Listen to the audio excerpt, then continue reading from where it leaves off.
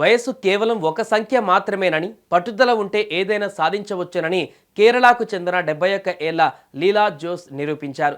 చిన్నప్పటి నుంచి ఆకాశంలో పక్షిలా ఎగరాలని కలలుగన్న ఆమె ఇటీవల తన చిరకాల స్వప్నాన్ని సాకారం చేసుకున్నారు. ఏకంగా 13,000 అడుగుల ఎత్తు నుంచి స్కై డైవింగ్ చేసి ఈ ఘనత సాధించిన రాష్ట్రంలోని అత్యంత పెద్ద వయస్కురాలిగా రికార్డు సృష్టించారు.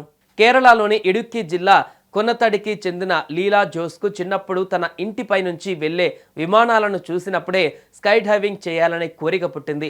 ఈ విషయాన్ని తన స్నేహితులతో పంచుకున్నప్పుడు వారంతా నవ్వి ఎగతాళి చేశారు. అయినా ఆమె తన కలను వదులుకోలేదు.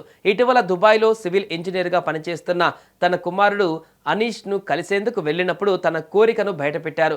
మొదట తల్లి మాటలను అనీష్ తేలిగ్గా తీసుకున్న ఆమె పట్టుదలను చూసి స్కై డైవింగ్కు ఏర్పాట్లు చేశాడు. ఇందుకోసం గైడ్, విమానం, వీడియో రికార్డింగ్తో సహా సుమారు 2 లక్షల రూపాయల ఖర్చయింది.